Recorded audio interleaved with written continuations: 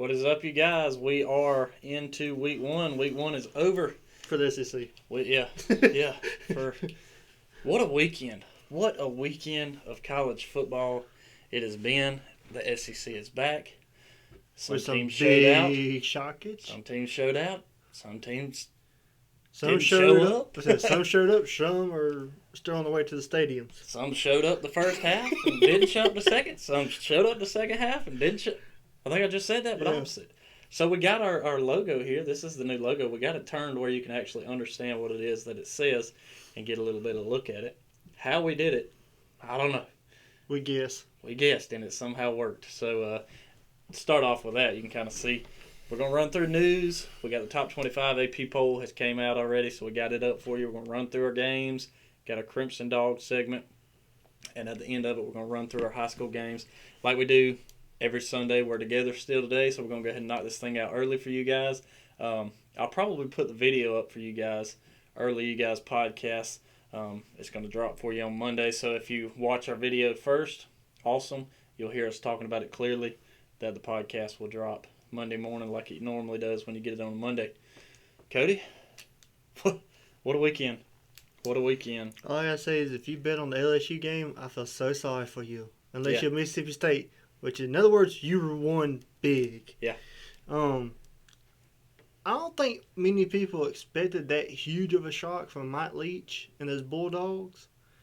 I guess the best way you can put it is there was a huge upset. They put them on upset alert. Down there in Death Valley. Yeah, pretty much. Upset alert. I mean, that was huge. I don't think anybody expected that game to go the way it did. No, for sure not. Um, And a little bit of the news out of there was I think we touched on it a little bit, didn't we? Before our preview episode, that Derrick Stingley Jr. No, that was after our preview episode. They did not announce Derrick Stingley Jr. until the morning of kickoff. According to ESPN and sources, stated that he was hospitalized Friday night with an illness that was not COVID-19. They have not released what. They probably won't release it probably till later on in the week, if they release it at all. Yeah, and that was even today. It's Sunday afternoon, and we haven't. I still haven't seen anything on it yet. Another big news was in the NC State and Virginia Tech game, where they had a player. Who is it? Khalid Martin. Khalid Martin was apparently carted off the field in an ambulance, but wasn't really much details given. I think he had a collision with his own player trying to make a tackle. So yeah, they reported that it was a hip injury. They said that he was not moving after the tackle. I haven't looked back at it, but wasn't moving after the tackle, but was conscious. So at least he was conscious. They took him to one hospital. And then I think they eventually ended up transporting him to another hospital. But I hadn't seen an update on that either, as far as what it is exactly that's going on with that. So if he gets any kind of an update with it, well, then we'll, obviously we'll bring that. Yeah. We'll bring that update to you. Let's see. I know we were talking earlier. AP Top 25 has dropped. I'll throw on the screen here. At least your top 25, or excuse me, your top 10 visually, so you can kind of run through those. And this is including Big Ten and Pac-12. Yeah. So I don't think any Pac-12 made it in, but Big Ten did. Or is Oregon Pac-12? Oregon's Pac-12. Oregon's Pac-12. So they are in there. They're including the Big Ten and Pac-12 in finally, but they still will not play until the end of October, beginning of November. Yeah. So you pretty much won't see them move. I don't think a whole lot. Yeah. Yeah, and I'll get our for you again visually. I'll get our top 25 popped up here, and we can run through it real quick. Here we go. There's your latest release on the AP Top 25. Got Clemson coming in at the 2-hole. They didn't play this weekend. 2-0. Alabama, or excuse me, Clemson in the 1-hole. Alabama at second. No surprise there. And then here's where our changes start. You get Florida in that 3 spot after the good win over Ole Miss, which was a good game. Georgia kind of disappointing in the first half, but finally came alive there in the third quarter. Second half looked a lot better than the first half, which it couldn't have looked too much worse. Yeah, I mean, Georgia, I don't know what happened. I know we talked before. Yeah. But there's some big issues going on there with offense. Still trying to figure out who your quarterback is. And after the performance we saw, I think they named the wrong starting quarterback. Well, we'll jump in. We'll jump into the game coming Later up, and we can talk a little bit more about it. But some really interesting there. Notre Dame also had the week off. Technically, had the week off with the Wake Forest. I think that was coronavirus related. Yeah. So that one got postponed. Ohio State, of course, not playing until end of October. So they got thrown into the number 6 hole. Auburn with a win over Kentucky stays at number 7th. Miami with a huge win over FSU, which I don't think there's any shot there. Continuing on. That'll show you movement there. Yeah. Miami jumping up another 4 spots. Miami's on a roll past 2 weeks. They've moved like 10 spots. I'm excited for the Clemson-Miami game, which now that will game's be getting in 2 more weeks. and more interesting. Yeah. Texas dropped past week to number 9th. Penn State got thrown in. They're also out of the Big Ten. They are sitting 10th. UCF jumping up 2 spots with their win. North Carolina dropping a spot. I think they had a bye week also. No, I got postponed I think too. May have. They're dropping a spot down to 12th. A&M dropping a spot after their win, which is another Barely. shocker. That's why they fell 3 spots in this one. We'll get to these scores and you'll see how interesting this past weekend it really was. Texas A&M dropping down to 13th. Oregon, once again, out of the Pac-12, not playing there, sitting in the 14th hole. Cincinnati with their win dropping down to the 15th, dropping a spot. I think the biggest jump, though, we'll give to the Bulldogs of Mississippi State from unranked to 16th in a day. Deservedly so. You take down the defending national champs, Honestly, I don't even say taking down, I mean embarrassing. Yeah, I really think, which again we'll talk about it a little bit once we get into it, but I think it was more of a LSU played B- football and Mississippi State played A+ and didn't make mistakes where it mattered. We'll jump into, again, we'll dive into these SEC games in a minute, but roll on with it. Continuing on 17th, Oklahoma State dropping down 2 spots. The biggest drop of the weekend is going to the Sooners. Boomer Sooner, Oklahoma, dropping down to the 18th spot, dropping 15 spots. Out of that 30 hole. Which, we didn't really watch the game fully, but from the highlights we've seen, they deserved it. Yep. Kansas State showed up to play. Back-to-back years, Kansas State Kansas State has their number for the past 2 years. So Oklahoma following with that loss. Wisconsin, another one of those Pac-10 or Big Ten teams, set 19th hole. LSU, their second biggest drop of the year or the season so far, dropping 14 spots to 20th. Tennessee dropping 5 spots, which with these when they put in the Big Ten and the Pac-12, you'll see some more of these that even though they won. Yeah, even though they won, they still dropped just to make room for them, basically. But so LSU sitting 20th, Tennessee 21st, BYU with their win over Troy, jumping to 22nd spot. Michigan, another Big Ten team, sitting 23rd. Pittsburgh with their win, dropping 3 spots to 24th, and Memphis with the bye week, I believe, also dropping 8 down to 25th. So your top 25 got shaken up really good this past weekend. Yeah. Yeah, and like he was saying, once they start to put a Pac-12 team and these other Big Ten teams in, obviously, even though some of these games are won, like BYU, I think they won really good against Troy, and Troy's not a bad team. No. But once you start putting these guys up there, even these guys who are winning and doing good, everybody else. Yeah, they're falling, but that's just kind of the way that it lined up. So at least that's a run through. We'll kind of go ahead and jump into some of our SEC games, and that's the way we're going to do this. We're going to run through a good heavy run through of basically every game in the SEC, and then we will jump into some of the non-SEC. Yeah, some of just your top 25 matchups, and I'll get the SEC scores pulled up for us here on the screen visually. Again, podcast listeners, you guys go check out the YouTube channel, and you will see that you should see this video up later on. But here's your games, at least around the SEC final, and let's start just.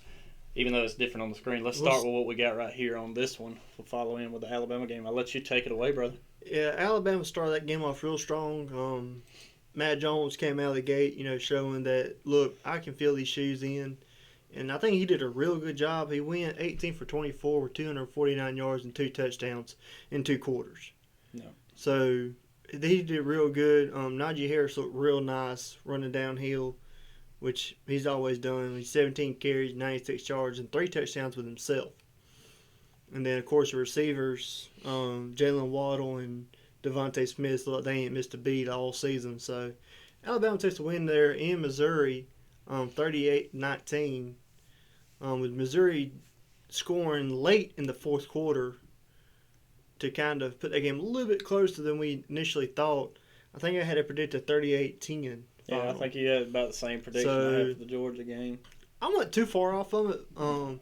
They missed me with the last second touchdown, but it is what it is. Yeah, I don't think they got to keep the field goal either, so that game would have been, 38-12? 38-20. You were off 2, basically? They didn't kick the field goal. So 38-13, Yeah, 38-13. So the field goal threw me off, but I would take that over 10 points. Yeah, so, no, I agree. It is what it is.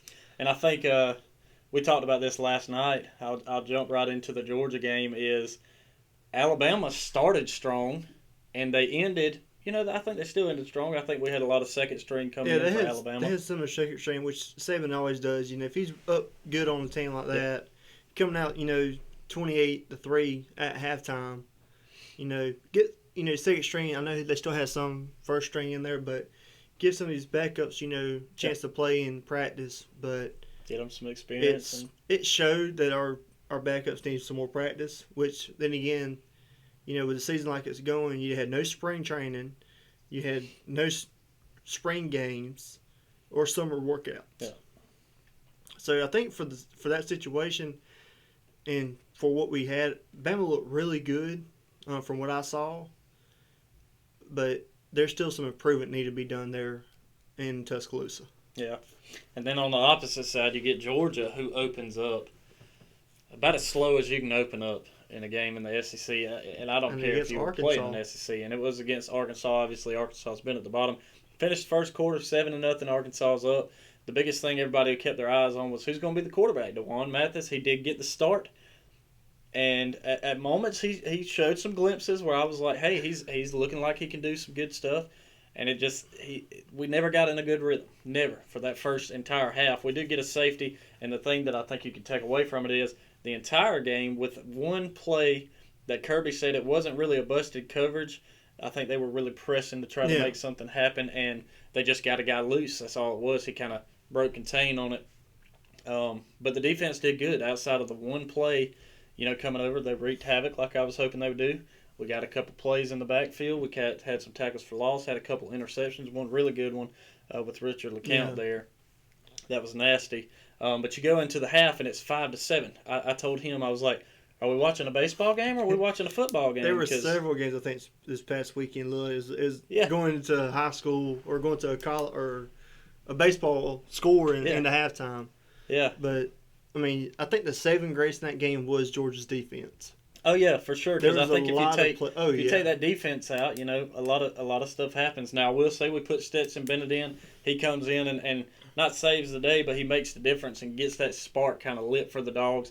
At the end of the day, he ends up going 20 for 29, 211 yards, had 2 touchdowns on the night. Zamir White's going to be your leading carrier with 13 carries, 71 yards, and a touchdown as well. Traylon Burks will be the leader as far as the Arkansas side of the ball goes with 7 receptions, 102 yards receiving. I'm going to pull up some of the other information here because I did want to pull up one number that I saw earlier. One thing, we don't know what it was about that game, but there needs to be some discipline for some Georgia. Oh, the penalties. Yeah, that was a killer by itself. I think at one point it was right at 20 penalties in the game total. Like, I think we checked at one point, I think Georgia had more penalties on the team than the Mississippi State LSU game combined. Yeah. Because we had them playing basically at the same time. Evidently, my number's not going to come up for. I'm going to wait on it. So My number's not coming up, but I know Felipe Franks. I think he threw 3 interceptions. DeJuan Mathis, I think by himself, threw 2. So turnover rate's definitely going to make a difference in the game for sure. I guess it plugged up like this. Yeah, it's still plugged up. Sorry, trying to make my stuff work like it's supposed to. Here we go. Got it pulling back up. So, yeah, so DeJuan Mathis, Franks does throw 200 yards, 19 for 36, had a touchdown, but throws 2 picks. DeJuan Mathis, 8 for 17, throws 55 yards, 1 interception actually, and I think we had a fumble was the other.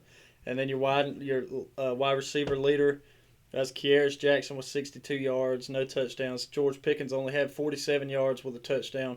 So he only got targeted 4 times. Yeah, we targeted a few of the other guys, which was they good. Got a good spread on the ball, I think. But in a game like that, when you come out the gate struggling like that, that's when you need to rely on your ace receivers. Yeah. And you didn't really see Mathis really want to rely heavy on his receivers. Yeah.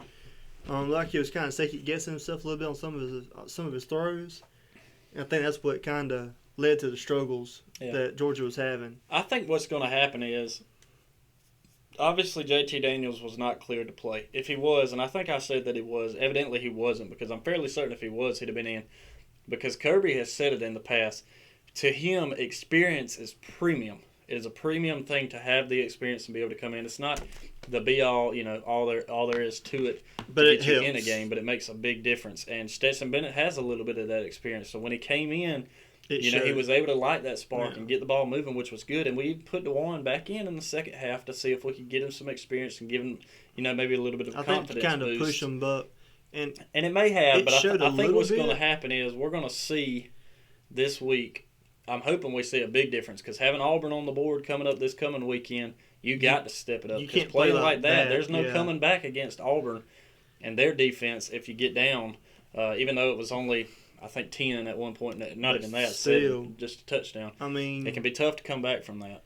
Because looking at the Auburn score, Auburn played number 23 Kentucky and beat them 29-13. Yeah. And your top performance in that game, quarterback was Kentucky's quarterback, went 24 for 37 with 239 yards and a touchdown.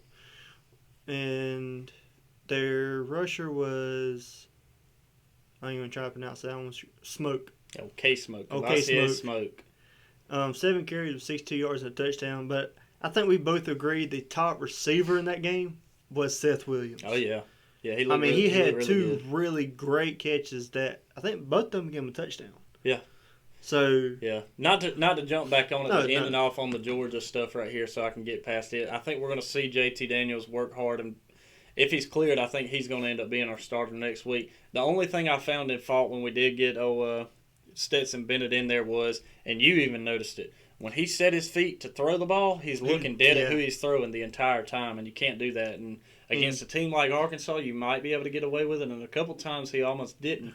But in a team like Auburn, Alabama in Week 4, if you play these defenses, and we saw it last night with Alabama playing Arkansas, with having Dylan Moses or Missouri, having Dylan Moses back there with experience on defense, you saw just the presence he brought. Yeah. The defense looked different this year. And for Georgia, nothing against it, but he did a really good job. But you can't sit there and eye your receivers from the line, because if you do that, they're going to pick up on it. And when they pick up on it, that's going to make it a long game for you and your offense. Oh, yeah. Absolutely. Well, I got your information pulled back up here for you for Auburn if you want to keep we'll go ahead and jump down to Auburn real quick. Bo Nix, look, he had, a pretty good start. Coming off of last year, he, had a little bit of troubles last year, but looked real good as a freshman. Coming this year and as a senior, went 16 for 27 with 233 yards, and 3 touchdowns. He looked like he was real good. I know Auburn that game had a little bit of a sluggish start to it. Yeah, I mean, going into the fourth quarter, it was 15-13. Yeah. So this game was still anybody's game going into the fourth quarter before Auburn finally started to kind of pull away. Your SEC fourth quarter team shows up. Yeah. Which, Auburn does it really great. Georgia does it sometimes really great. LSU used to do it real great. Florida does it. Bama does it real great, where going to the fourth quarter, that is their home stretch. Yeah. That's when they're coming out, you don't want to play them in the fourth because they're stronger in the fourth than they were in the first. Yeah. Because by the fourth quarter, most of your teams are worn out or beat down, where these teams will take advantage of that. And it showed in the Auburn game. Auburn come back and scored 2 touchdowns in the fourth quarter to give them the lead and take that win. Seal it up. I will say one thing I noticed in the difference in it too was Auburn never really got a ground game going, where Bo Nix was your leading rusher with 34 yards. Sean Shivers behind him at 29. DJ Williams at 21 yards, and he did have a touchdown on the day. But not a lot of run game. Same story in the Georgia game. It never really opened up to where they got a run game. So credit some of that to Kentucky's defense as well. I think they were able to stand up pretty well. Kentucky's defense showed up real good. I think we talked a little bit earlier in the year. That their defense could be their saving grace this year. But defensive wise, Kentucky, their leading tackler was Jamie Davis, 5 tackles, 5 solos, a sack, and a tackle for a loss. So they got a little bit of pressure, I think, on Bo Nix. Looked like 2 or 3 little 4 hurry ups on the quarterback on Bo Nix back there. But it's just fun to watch. SEC finally play this year and the challenges that they're overcoming. Yeah, I think the turnover thing, I think they both had 2 turnovers offensively. Actually 3 because Kentucky also threw an interception, which they always say that turnover margin can make a big difference in a game too. So, that's kind of how that rolls. Let's go ahead and do a little bit of eval on this Florida Ole Miss game so that way I can pull up some of, yesterday we talked a little bit about the wide receiver ratings. Let's go through this Florida Ole Miss game real quick, and then I want to show you that rating in comparison to some of the numbers yesterday. Yeah. You had number 5 Florida taking on Ole Miss. They're in Ole Miss. Start of that game, we were kind of wondering how was it going to play. Ole Miss came out the gate real strong, but they just couldn't keep up, with the challenges as Florida pulled that one out 51-35. Kyle Trask down there in the swamp, he got on a roll and started pushing through. He finished off the day going 30 for 42 with 416 yards and 6 touchdowns. Yeah, big deal there. It's funny because, you look at his numbers, that's amazing.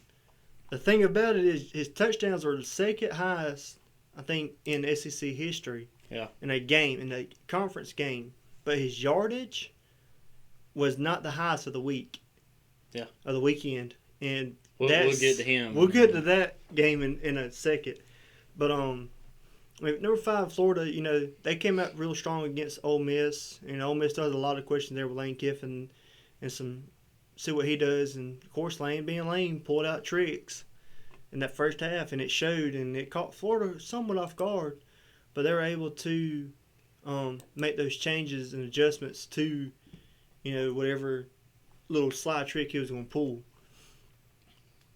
Yeah, sorry, I'm going to get you some more info pulled up here. Yeah, Kyle, I think we said it in the past, I'm a Dog fan, but when it comes to Florida, I've praised Kyle Trask because he's a good quarterback, and it showed, you're throwing over 400 yards and throwing 6 touchdowns in a game that they were never fully away from. It was 28-14 at the half. And Florida, they were battling pretty good in it, but it always seemed like they were kind of neck and neck, or at least close enough that Ole Miss could come back.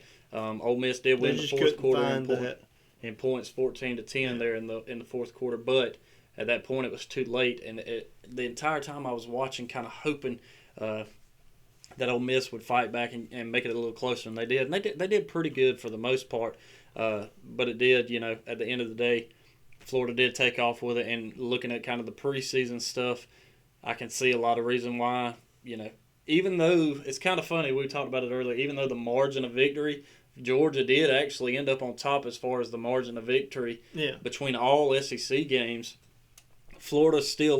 Alabama looked the best to start. They got off to a big lead and handled their business and got some backups in to get some experience. Florida, right behind them, I think looked next best because Georgia, we looked terrible in the first half, but the second half looked like a whole new team.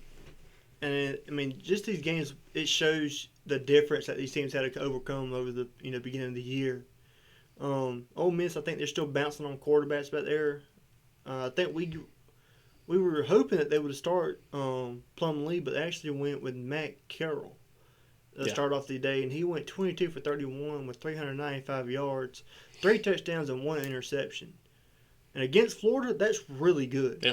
Considering the fact they had basically no training, no practice prior to the season. But, like I said, Kyle Trask in that game, he outshined, and it definitely showed. Yeah. It was definitely an air raid kind of game for both of them. Florida, Florida threw it all over the place, throwing for 446 total yards, and they ran for 196. Well, looking at Ole Miss, they threw for 443 yards right behind them and rushed for 170. So it was pretty equally matched in that, but also the field position, Florida put Ole Miss in a little bit worse position. Same, I think, going back to the Georgia game. If it wasn't for Georgia's defense and for their punting game where we pinned Arkansas as far back, it could have been a huge difference. And I think it was kind of the same here. Florida pinned Ole Miss back enough that it made it really difficult for them to get down into the red zone to be able to put any points on the board. Yeah, I think, if I remember correctly, Arkansas's average start was around their, 11th. Yeah. They're on 11. Where Georgia was starting on their average on 48, 49. Yeah, and that was the other thing. We were getting a lot of good returns from punts to kickoffs. So. And I really think if you take that out, Georgia don't win that game. Who knows? I really don't think, just because of the struggle that they had so much on offense. And neither team had a ground game running. Georgia looks really good on rushing defense this year. But I think, again, their question is going to be in that secondary. Can they stop those air raid type offenses? And I think we talked about it just a little bit ago. Back to let me pull this number back up for us here. In the receiving side of things, Elijah Moore was the guy on the quarterback ranks that we talked about for Ole Miss, and he did lead the Rebels, or whatever they are. I think they're still Rebels, Land Sharks, whatever they are. He did lead them, whatever they are. Yeah, he did lead them receiving. He had 227 receptions on 227 yards on 10 receptions. 57 was his long, but he never got in the end zone with all of the yards that he had. So I'm going to pull up our QB rating that we pulled up for you yesterday, I guess it was Friday's episode. So this was the ratings, and this was their numbers after yesterday. You see George Pickens there at the top with the highest wide receiver rating. Coming into the season as preseason topped, and he only gets 47 yards, only gets touched 4 times, does get a touchdown out of it. But then you look over there in Alabama, look at the yardage by both Jalen and Devontae, putting up yards, getting a couple touchdowns. That's the thing, is they're real big targets. And I think with having 2 targets like that, even with some of the freshmen you saw coming out, they were being targeted and making really good plays. I think one play was one of the tight ends for Alabama. Had right at a 20-yard game. Mm-hmm. So you see what those receivers are doing. Even with Elijah Moore bringing in 227 yards on himself, but with no touchdowns. Yeah. They didn't utilize him the way they should have, I don't think. I think they would have targeted him more towards the end zone and not mid-range. Yeah. It would have been turned a little bit better. Matt Carroll only throwing 3 touchdowns. Yeah. That's not going to win a game for you, especially if your ground game's not running. Hence why Kyle Trask threw 6. But true. He's not our big boy of the week, or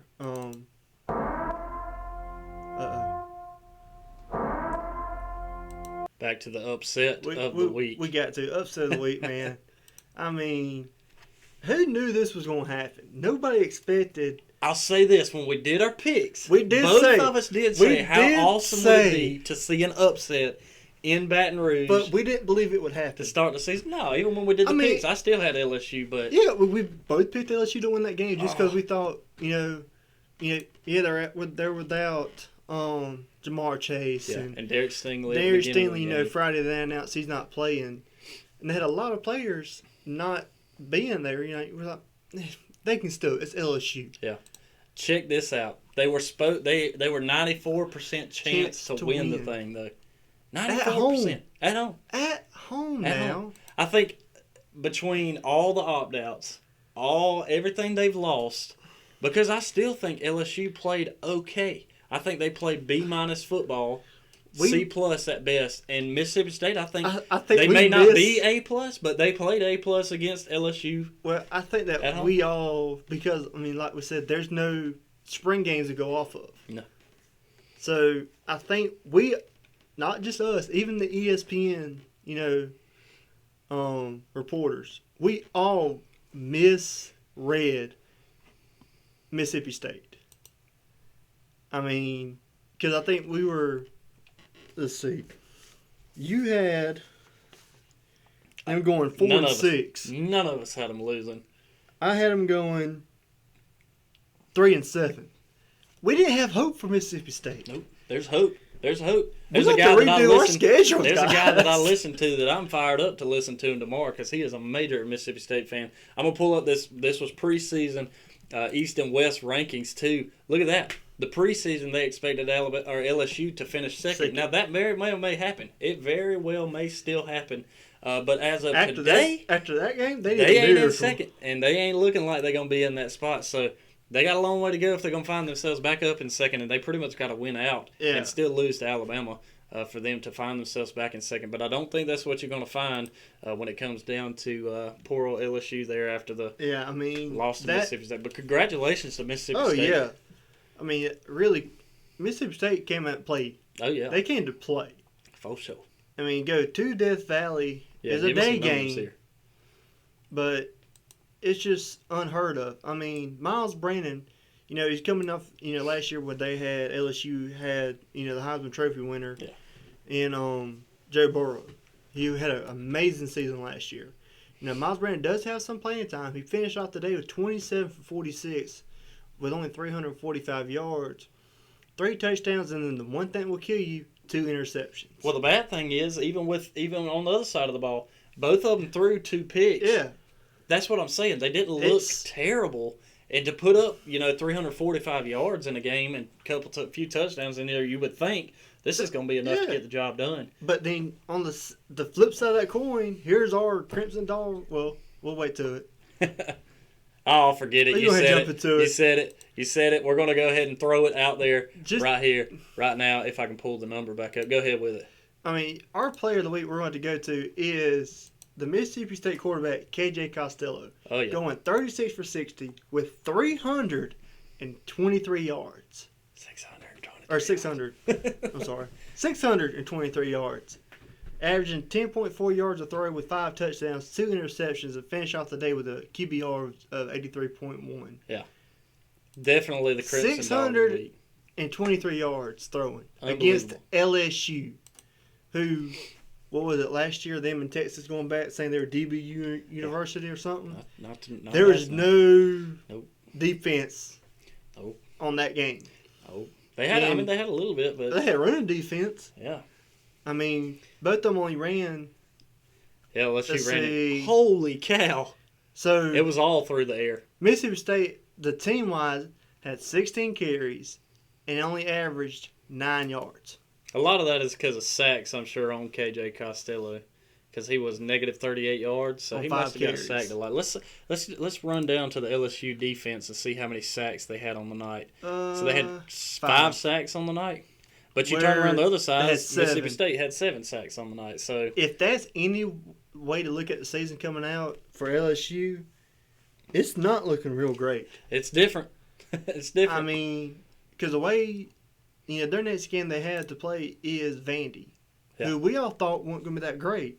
But that brings us into the next game. The next game of the weekend, Vandy versus Texas A&M, where Vandy finally showed decided to show up and play football this year. You think Vandy showed up to play football, or do you think Texas A&M didn't show up? I hope Vandy. A lot of it was the same as the Georgia game. Georgia gets a field goal to make it 3. Vandy scores. But Vandy was. Or excuse me, it was 7-5. Same thing. Vandy was down 7-5. That's the other game. That's the other baseball game we was watching. Yeah, the half. Yeah, same thing. 7-5. And for Vandy only to hold A&M to 17 points, I'm hoping A&M was just asleep. Yeah, I'm looking at this because their next game they got to play is Alabama. Yeah, I'm looking at this, and I don't. We didn't watch this entire thing. No. But I'm seeing Kellen Mond was not the main quarterback in this one. I see that. Okay, I see it there. I was looking at the Russian. Sorry. So he does go 17, 28, 189 yards, has a touchdown, no interceptions. Would you please stop scrolling down? On the other side, Ken Seals throws for 150 yards, 20 for 29, 1 touchdown, but he throws 2 picks, which makes a lot of difference. I think that's the biggest difference in that game. But, I mean, like we mentioned, though. 1 sack to 2 sacks. What is that? Sorry, you guys. Evidently, this thing's going to try to bring me some information from the game last night. We're bringing you the information now. It's just weird to see, these teams that we, at the beginning of the season, because we're going off of, past couple of years. But you got to look at these years, too. Vandy, Mizzou, Arkansas, all these teams are the ones, you look at, they're a hit-miss year team. Yeah.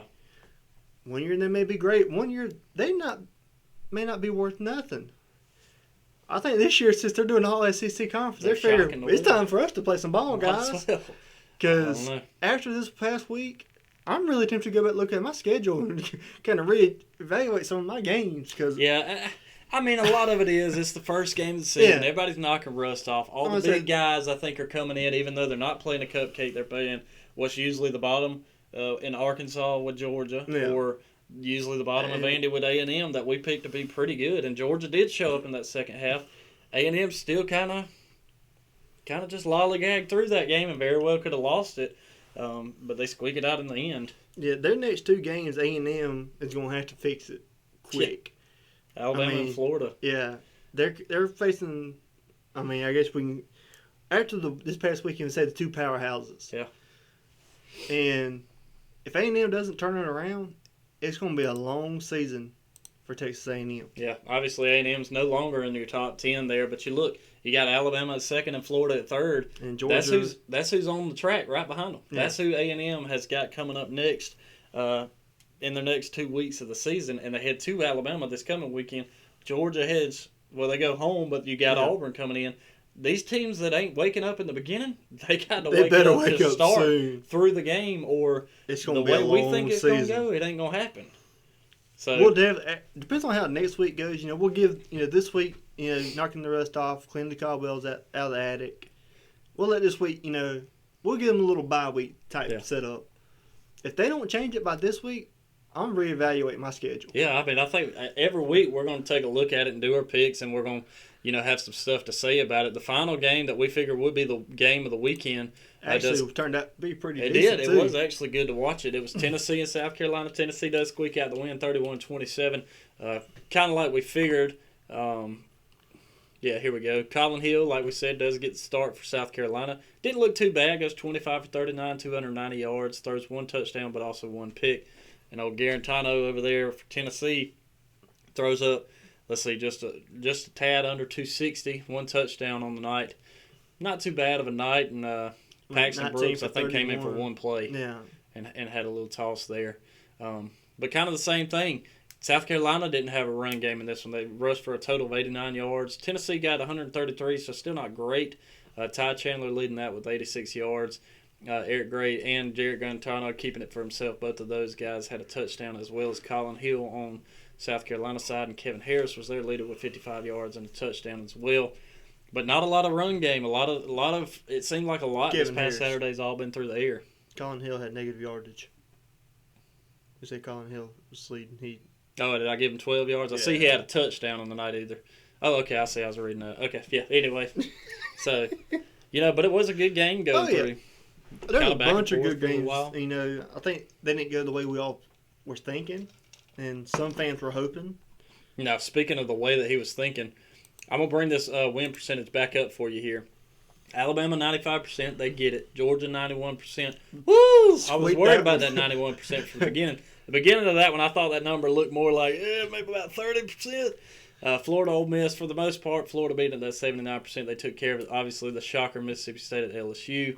94% completely flopped around. Kentucky, Auburn, I think that could have went either way for the first half. It was tight going into the fourth quarter. Auburn does pull it out. Vandy and A&M, that number being the highest number, as well as Alabama's. Wow, how close that one came. And then this one, they gave South Carolina the edge. And like I said, I think I would have flipped it the other way and given Tennessee 53% because that's basically how it ended up. Was really close. I guess our question was answered from a couple weeks ago. Does home field advantage matter? Apparently not. No, I really don't. Tennessee going LSU down. LSU at home, South Carolina at home. I'm going to say Auburn at home. Which Auburn, playing Kentucky, to me, Kentucky's one of the teams, they're underrated. Yeah. I don't think Kentucky's going to be that bad this year. Kind of as we're jumping back into stuff from Friday, these were your bet lines coming into the game. I think I picked Georgia. Your game of the day was Alabama 38-10. 38-10. Mine was 38-10 Georgia. I'm off by 1 point. I think you were only close to being off by a couple of. Yeah. So I had that score. Yeah, I took the under 53, which you would have got on there. We'll do our rankings as far as how our picks went. Bama, they I don't think they covered the 28 either, did they? Let's see. No. 38. No, not quite. Florida, they did take care of theirs at least in the 14 spot. Tennessee, South Carolina, look at that, 3.5, and it's right on the edge. So Tennessee cleared it. Kentucky or Auburn clearing the mark against Kentucky 7.5. I think they cleared that point. And how about that LSU 16.5, and they get beat by 10. My goodness. A&M, wow, the biggest line of them all. I forgot about that. At being 31 and squeaking out by what 5? 5, yeah. Handful of points there. Yes, so it's even the experts were bamboozled. I ain't thrown that word out in a while. Yeah, bamboozled. Well, that's our games basically for the weekend. This is what the SEC West looks like. Now, this isn't the exact rankings. We're going to wait until they come out before I reorder where everybody is. But you got Alabama 1-0, Auburn, Texas A&M, Mississippi State. I think if I was ranking them myself, I might put it Alabama 1, give Mississippi State 2nd, Auburn in 3rd, A&M 4th.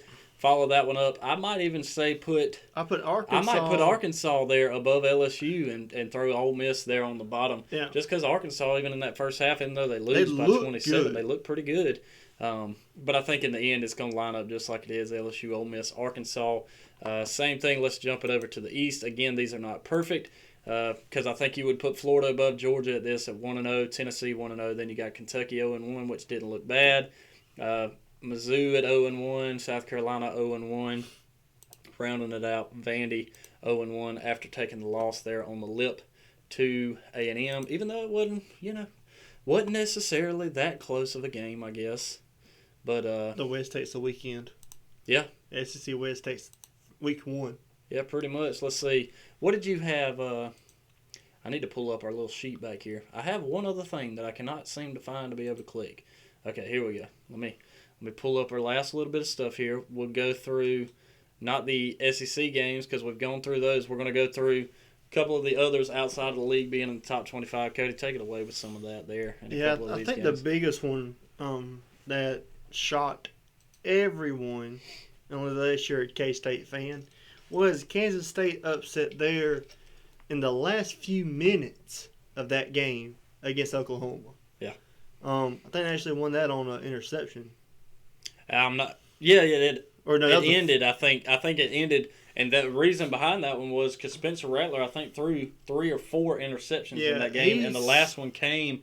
Oklahoma had a chance to go down and maybe kick a field goal to tie it, or at least get in range to try to get a touchdown. He throws an interception at the end, and it gives it to Kansas State. Even on that day, Spencer Rattler finished off 30 for 41 with 387 yards and 4 touchdowns. He didn't look bad. That was the thing. Watching him in the first half, he looked good. He was putting up numbers, and then he just started throwing it to him. Which, last year Kansas State beat Oklahoma. Yeah. So Kansas State is that thorn in Oklahoma's side. Last year Oklahoma had Jalen Hurt, and they had his number. This year, Spencer Rattler, who's actually the first actual quarterback recruit for Oklahoma. Because the past 4 have been transfers. Uh-huh. You have Baker Mayfield, Jalen Hurts, Kyle Murray, were all transfers out from another school, or actual recruits therefore. Yeah. So, huge upset there in Oklahoma with Kansas State getting the win there. Another real good shootout game. What's that game called? Red River. There is a Red River rivalry. Triple R's. Is a Texas, who were number 8, versus unranked Texas Tech, and Texas Tech putting up a big fight, taking that game into overtime. Yeah. I'll tell you what, when we looked at it and I started tapping you on the shoulder, Texas is about to lose, and I thought they were. There wasn't much time at on the clock. I think Texas Tech had like a 10-point or 14-point lead on it. They were up. I was like, Texas Tech is going to win this thing. Speak too soon. So, college football, you can never bet on some of these games. And I don't like to give credit to Sam Ehlinger. He's a good quarterback. He's a little bit too cocky for me personally, but I will give him this. He throws a couple touchdown passes there in the end to get them back in it, and as soon as they go to overtime, he's got a guy wide open over the middle, and that one ended the same way. Texas Tech threw an interception on the sideline to end it. That may have been, I think, Kansas State ended in a fumble. One ended in a fumble, one ended with a fumble, one finished with an interception. Yeah. Well, let's roll on through another. Continuing down, blowout. I thought this was going to be a little closer than it was, and it was not. Honestly, I knew it was going to be closer. The way FSU's been playing this year, FSU's going down to Miami. I think game day wasted their time going down there. They should have went to Mississippi. They should have went to LSU. That would have been great. But Miami taking a huge win there, going 52-10 over FSU. Miami looking really strong this year. And Derrick King there. Finished the night off last night 29 for 40 with 267 yards and 2 touchdowns. So he even led the rushing category there. With 8 carries and 65 yards. Yeah. So he can move and scramble. That Miami Clemson game, like you mentioned earlier, is looking more and more interesting. Yeah, they're only 2 weeks away now after this weekend. 2 weeks away, and we're going to see a really good showdown there. And honestly, I'm pulling for the Canes. Yeah, me too. I think that they stand a chance. This may be the first team outside of Notre Dame they're going to play later that can actually knock them off this season. Nothing against Clemson. Maybe North Carolina. They always give them a fit. Yeah, last year Matt Brown, about threw a monkey wrench in their works.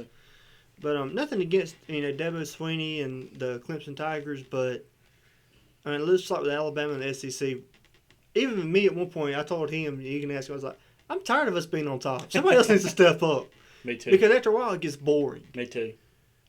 And I think after the Mississippi State game, makes you wonder how the rest of the season is going to go. Yeah. It could get back on track, or Mississippi State could show out, and we could be completely wrong on our pick. I think that the SEC this year could be a whole lot like the Braves have been, where one game they might put up 29 runs, next game they might not do anything.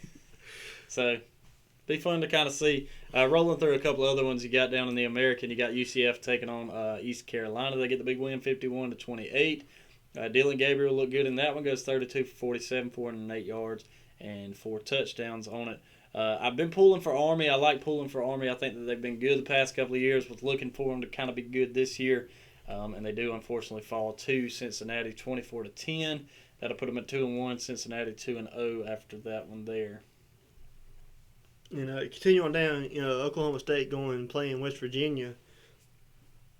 Another game that, I think kind of had you worried there toward the end because like Oklahoma State just kind of starts, choking out. Yeah. They took that game 27-13. The score does not reflect that game. Oklahoma State scored 20 points in the second quarter, and then last, touchdown there in the fourth. So West Virginia could have, made that one a real big challenge. Late night game there in over there in BYU, Utah. Troy going over there visiting and losing that one 48-7. I was pulling for Troy. Yeah, I thought Troy hadn't looked bad, but they ain't looked bad, but they just couldn't pull it out. Continue on down one game. I'm pulling for these guys, man. I'm pulling for them so hard. Oh, Louisiana Raging Cajuns. Playing Georgia Southern, winning that game on a last-second field goal. Yep. Taking that one 20-18. I think Georgia Southern's being overlooked because that's the second game Georgia Southern's been in that it makes you wonder what's going on over there. Yeah, and Georgia Southern, they're kind of the same way. They weren't terrible last year. They're playing in a small conference, so that's part of it. But Georgia Southern had the game won with 52 seconds left. They scored and went up by 1. I think they made it 17-18. Yeah, and Louisiana gets the ball back. They get down close enough to be able to kick it in field goal range. I think it was a 53-yarder. 53-yard field goal. And they win the game by 2 as time expires there. So Louisiana got lucky, but Georgia Southern looked good up there as well in Statesboro. Oh yeah, that game. That says getting in the last second. I'm glad to see Louisiana pull that game out. Continue on down another game with some pretty much one-sided. Virginia Tech, they're taking a win over NC State 45-24. And like we mentioned earlier with the player from NC State, we'll definitely try to find some information on that and we'll post it to our Facebook or Twitter page if we cannot get into our podcast. Yeah, and prayers to him. Prayer to him for whatever's going on, and prayers also to Derrick Stingley Jr. for that illness. Whatever they got going with him as well. Yeah, it could be food poisoning. It could be something else. You never can tell nowadays with everything going on. So definitely be prayers with them and their families. In other news, Notre Dame did get the bye week with Wake Forest. I think that game was postponed due to corona-related illness. I don't know if it was on Notre Dame's side or Wake Forest. I'm not sure. I did see it was postponed or it's been rescheduled for the end of the season. So we still will be able to see that game. And I think Notre Dame, where they got moved, they got bumped up to the 5 to spot the now. 5 spot. So didn't play, still won. Yeah. Ohio State, they're not going to play till the end of next month, and they're still going to go up. If Georgia can't keep winning, Florida, Alabama, if they can't keep winning, you're going to see the Big Ten's going to find themselves at the top. The last game that we're going to go through here in the top 25 was the Louisville-Pitt game. It was a close one. It ended up 23-20, and it was basically like that from the third quarter. Nobody scored in the fourth quarter, so everything kind of stalled out. Defense showed up fourth quarter finally. Yeah, Pitt gets the win. They were in the 21 spot. They're going to be 3-0 now, and that 2-0 in the ACC. Louisville falls to 1-2. I think they fell out of the top 25 following that after losing last weekend to Miami and then losing to Pitt this weekend. That's basically going to round up your top 25 games there. And I think now, what was our next deal? We're going to run through our high school. Is that what we talked about last? I believe so. If I can get all my stuff pulled up here so that way it actually rolls through like it's supposed to. Let me just double check this just to make sure I didn't have anything else pulled up for us. Y'all just stick with us. Yep, we ran through that. The others, we've done our Crimson Dog of the Week, so it's pretty much just our high school round out. Still can't believe he threw for 300 or 600 yards. Was that? KJ Costello. Yeah. It's still unreal that guy threw for that many yards in the game. Against LSU. And what a great game. I mean, I think he did set the record in the SEC for single game. Yep, single game passing yards. So he looked really good. And that's what they got Arkansas. So it's really interesting. Well, I'll tell you what, I'm going to roll on. Let's go ahead and jump into our Alabama high school scores here. Cody, if you want to run through a few here, I will get it pulled up for us. Yeah, local games here. Enterprise taking on Carroll, taking a win there 43-22. Enterprise, I don't see the record on them, so I have to come back and look at them later. It's not going to pull up our record, but we can pull it up before we preview next week's games. Continuing on, Eufaula gets the win over Stanhope Elmore 35-13 in Class 6A. Class 5A, got USM Wright taking on TR Miller, taking the win there 21-12. And then Charles Henderson falling to Williamson 0-30. Class 4 continuing on over there. Andalusia getting the win over Bibb County 31-30. That was a pretty one-sided game also. I'm taking on Strong, getting the win there 41-20. Yeah, that was the one I was looking forward to being kind of a game of the week in Alabama because they were both undefeated heading into this one. Ops still on keep that. the undefeated roll going there. Continuing on down, Headland falling again this weekend to Dale County 45-18. Headland Rams need I No think they can get surprise, though. something Dale going. County's Yeah, good. Dale County's always. There's another one of those teams that's under the radar in this area. I think they were in a bigger. If they're a bigger school, bigger class, they probably. Yeah. Continuing down to Class 4A, Abbeville getting the win over Bullock County 32-0. And final in overtime, I can't believe they fell. Houston County falling to Ashford in Ashford, 14-12. I think. What were you telling me that game was? Going 6-6? into the end of it, at the end of regulation, the game was tied 6-6. So if you went to this game, you get your money's worth. well, either that or overtime. you went back and forth to the concession stand all night long, and probably got filled up on a bunch of junk food. But like you said, Houston County does fall in that one 14-12. Hate to see it. Was hoping they would pull it out. But, you know, you look at Houston County, that's 2A taking on the 4A. Ashford hadn't won a game. Houston County's on the 1-1. Unfortunately, it's going around the same way. I think Houston County will now be 1-5, and Ashford will be 1-4. So big rivalry there, matchup. Hate to see our guys fall, but the Rehoboth-Wicksburg game did get canceled. I believe that was still maybe Corona-related in the Rehoboth side of things, but I'll let you continue on with our Alabama scores here. Yeah, I believe so. I think we saw something on the news somewhere about that. Continuing on over, Slocum gets a win in Arrington 35-20. GW Long whooping up on Daleville, taking a win there 55-14. New Broughton falling to WS Neal 25-44. Continuing on down to 2A, Brantley continuing on their win streak. That one, we don't have an exact final score to that one, so we'll jump past it. I think Brantley got the win there. Yeah, I'm pretty sure Brantley's a pretty good team. Geneva County getting the win over Geneva 22-6 final. That was another big one. I think they were both really good as well. Yes. Continuing on down, Northside Methodist gets the win over Cottonwood. Cottonwood still has not won a game yet. That was tight. Losing out by a field goal, 37-34. Northside Methodist still squeaking by. Providence Christian getting the win over Elba, 27-20. Upset. I think Providence had only won one or two games. Elba hasn't won yet. No, they won against Northside. Remember? Oh yeah. I think they've won one or two games maybe, but Elba was undefeated going into this one. I think they were 4-0 at home, and they get upset by Providence Christian, kind of the Mississippi State LSU game right there. Don't overlook your opponent. That's right, 27-20, like you said. Finishing off down in Class 1, you had Laverne. No final for the Laverne Central game. That one was close at one point, but Sampson gets a win over Zion Chapel, 56-12. Florella getting the win over Houston Academy, 40-35. Going on down to the independent leagues, yeah, the AISA League. Chambers getting the win over Pike Liberal Arts, 44-25. Abbeville Christian getting the win over Cornerstone Christian, 49-6. And Crenshaw Christian finishing out taking over Lakeside, 50-6. So I think that's one of those games that kind of got boring there after a while. Yeah. Jumping on down to Florida real quick. Florida Chipley gets the win over Bluntstown, 28-26. A nail biter there. So that would you get your money's worth in that game.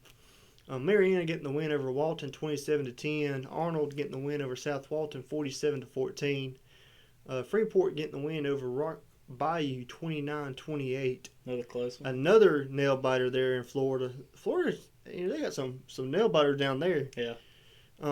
No finish there for the Graceville Bozeman game.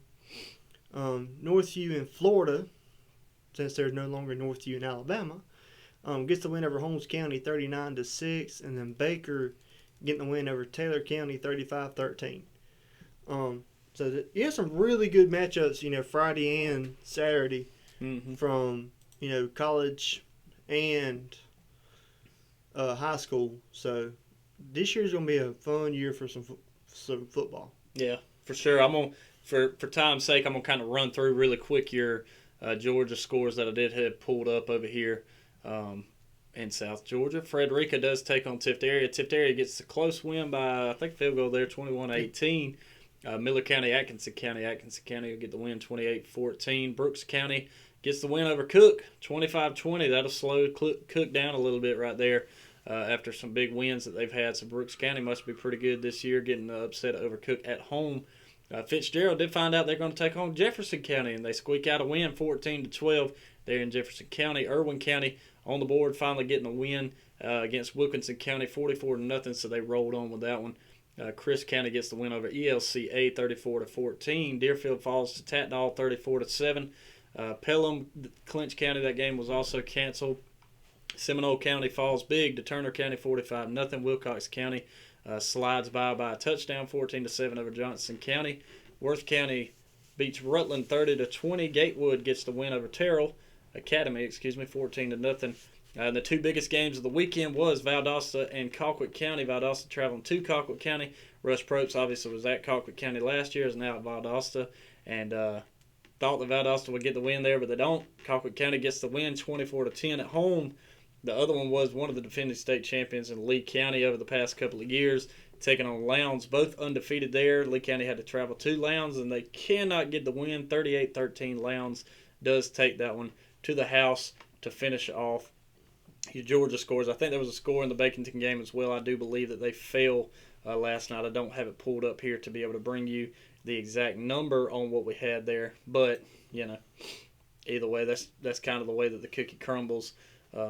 On that side of things, Cody, you got anything else outside of the high school stuff here? I know we can always pull this up, which we always do. And I'm fairly certain I was supposed to pull this up, and I never did it. Yeah. But in case you guys were wondering, that was our Under the Lights segment for the high school roundup. We figured putting it at the end of this time instead of the beginning. Yeah, I mean, change it up a little bit. Why not?